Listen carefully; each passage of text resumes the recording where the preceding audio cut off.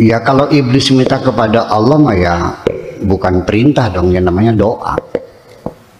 Jadi bedanya doa dengan amar, dengan iltimas itu adalah posisi dua pihak yang sedang berdialog. Kalau datangnya dari atasan ke bawahannya namanya instruksi. Namanya instruksi.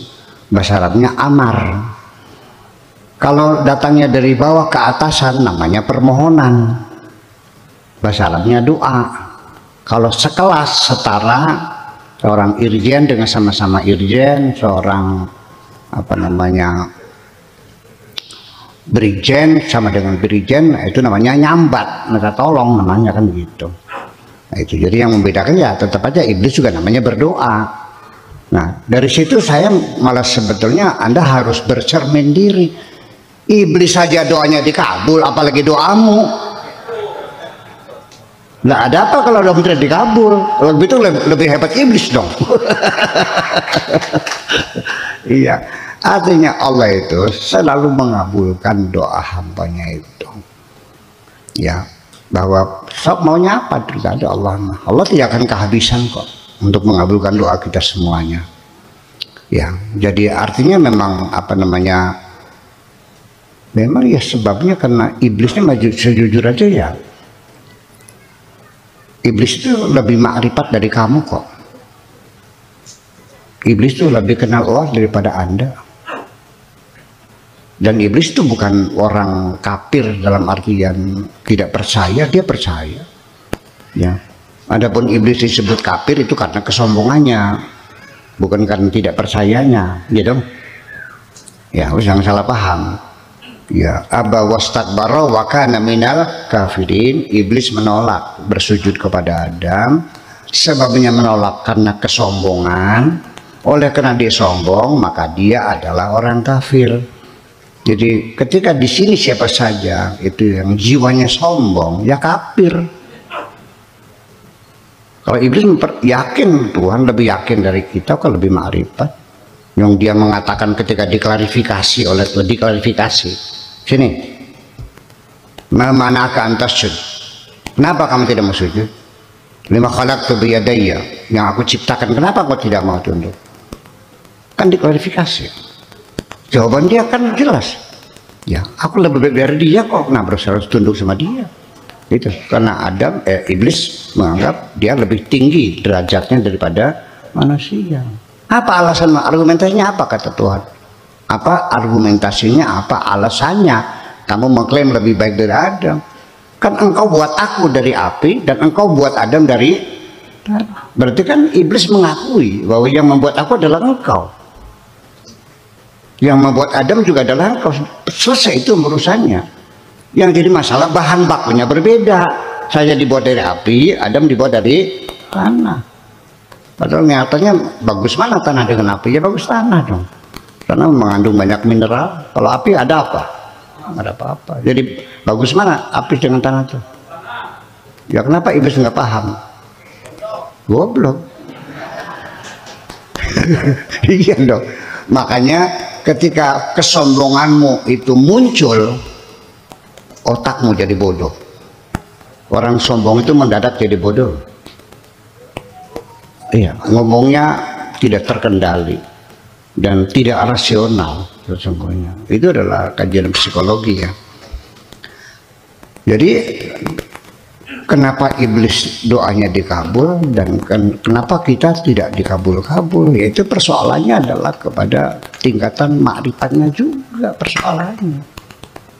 Ada faktor semacam itu. Jadi dia minta, dia kenal betul. Jadi sasarannya tepat. Nah kita kan minta sama Allah, tapi kita nggak kenal Allah sih. Iya. Makanya al-arif itu artinya orang yang sudah kenal Allah. Makanya kalau orang sudah kenal Allah ya doanya dikabul, udah kenal aja. Sekarang mungkin nggak saya minta tolong sama orang yang tidak saya kenal? Kepada yang terhormat Bapak titik-titik yang tidak saya kenal. Dengan ini saya mau permohonan bantuan 3 juta buat beli obat. Dikasih nggak? Ya. Orang minta itu kan harus kenal dong. Masa ada orang baru datang, saya nggak tahu siapa dia juga nggak tahu siapa, terus dia minta saya kasih. Logikanya, berarti nggak logikanya? Jadi kenal itu perlu. Iya. Mungkin saja, mungkin saya sama Pak Didi pernah saya utang nggak bayar ya. Mungkin saja kan. Tapi itu tidak memungkas dia akhirnya menghentikan bahan pada saya karena saking kenalnya baiknya ya sudahlah akhirnya utang lagi dong ya udah yang dulu belum bayar ya nambah nih jadinya 5 juta jadi kalau sudah kenal banget. Jadi itu sendiri persyaratan engkau meminta perkenalan pun meminta sesuatu harus kepada yang engkau kenal betul. Ada orang bikin proposal kepada Bupati Indramayu, dia nggak kenal, lewat saya Bu ya minta rekomendasi. Oke, saya kenal dia, saya rekomendasikan kepada Yang Terhormat Bupati Indramayu, mohon proposal ini dapat dikabulkan. Oke, saya terangkan. Terus kasihkan. Oh, ini ada rekomendasi dari buyanya. Ya wis ya, nanti besok sini ya. Berapa perlunya? Kan dikabul. Nah, itulah yang disebut dengan wasilah. Wasilah kan seperti itu. Jadi makanya kita seringkali datang kepada orang yang saleh, ada al-ulama al-amilin, ulama al-amilin ya, bukan ulama aja.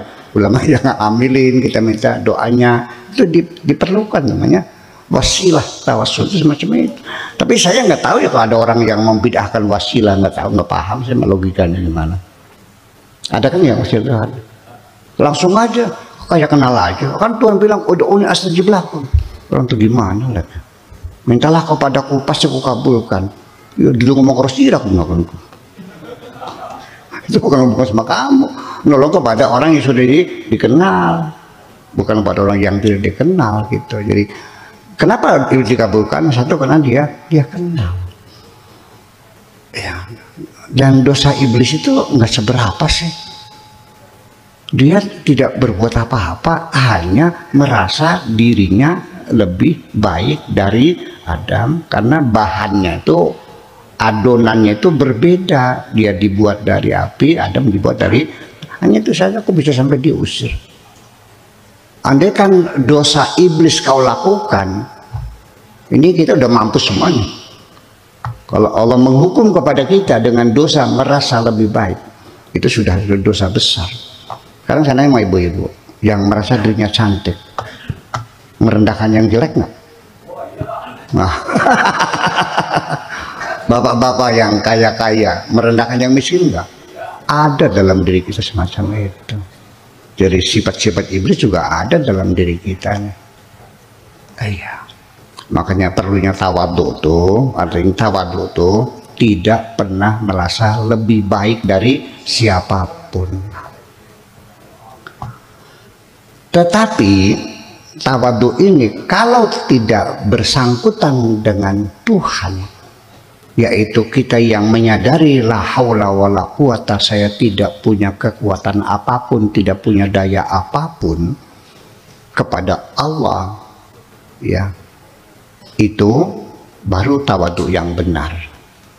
Tapi kalau kita belum sampai tingkatan seperti itu, tawadhu kita kepada sesama, tawaduan. Ya, sebabnya tawadhu karena kamu meyakini pangkatnya ada di bawahnya. Iya. Orang yang datang itu adalah sawahnya 50 hektar. sedangkan kamu punya sawahnya rong bau setengah, bau neloro tengah, beli gablek sawah. Kita tawadhu, ya nggih mangga Pak Haji, monggo nunjuk saja pakai jempol, monggo dipun kerusakan. Tapi begitu yang datang orang yang lebih miskin, ikut badogen. Kesombongan kita muncul lagi. Jadi itu tawaduan, tawadhu manipulasi itu sesungguhnya. Belum yang hakiki sesungguhnya. Biar saya kupas dulu sebentar. Iya. Jadi itulah sebabnya iblis dikabulkan. Ya tapi memang nanti hakikatannya ya, framingnya Allah juga sih. Ya artinya settingan Allah juga. Sebab kalau Allah nggak bikin iblis, dunia ini nggak ramai kok. Kalau nggak ada iblis, kita nggak akan betah di dunia ini. Jadi kalau dalang wayang ngangkat lakon apa lakonnya tuh, Parikesit, Bratayuda, Baridin. Kalau seandainya Baridin ketika ngelamar sama Mbok Wangsi, kemudian diterima dengan mas kawin rong sirip gedang, lalu kawin, lalu punya anak, enak gak mendengarkan ceritanya? Ya itu masih ada logika konflik semacam itu. Allah hebat kok, ya percayalah. Jadi kita juga bermusuhan dengan iblis tuh ya, aja kesengitin lah sedang bahaya. Iya, karena dia juga melaksanakan tugas dan atas janjinya. Jadi nanti iblis itu dikabul bukan hanya minta umur panjang sampai kiamat, tapi juga dia diizinkan untuk menggoda seluruh umat manusia. Bayangkan diizinkan. Qala fa bi'izzatika la ughwiyannahum ajma'in illa ibadaka minhumul mukhlasin. Jadi artinya iblis itu mendapat restu, mendapat izin dari Allah. Berarti iblis menggoda kita punya SIM. Ada SIM-nya. Apa SIM kok? Surat izin menggoda. Tidak wani-wani goda, ya iki anak sini anak kok. Ya semacam itu. Tetapi nanti saya jelaskan lagi ya. Begitu iblis diizinkan menggoda manusia, dia keluar dari sorga sambil menari-nari, sambil bersiul-siul. Dalam pikirannya manusia masuk neraka semua bersamaku. Di ujungnya nantinya kalau manusia neraka semua, dientas semua termasuk iblisnya. Itu strateginya begitu. Nah kalau orang masuk neraka semua gimana? Dientas semua nantinya. Itu harapan dia dari itu semacam itu. Jadi tiji tibe, mati siji mati kabeh. Barji barbe, bubar siji bubar kabeh. Itu strateginya. Di tengah iblis sedang riang gembira, Allah memberitahukan, silahkan kau goda semuanya, tetapi siapapun hambaku yang meminta ampun atas dosanya, ku ampuni semuanya. Melongo, wah kerja bakti mungkin ini. Sama saja kerja bakti. Capek-capek menggoda, begitu dia bertobat, astagfirullahaladzim, selesai lagi. Ya sama dengan mengukir, menulis di atas air begitu. Jadi jangan takut sama iblis, tapi yang penting sensitivitas hatimu dibangun supaya jangan pernah mengaku benar. Yang sering-sering saja bertobat kepada Allah Subhanahu wa taala. Amin.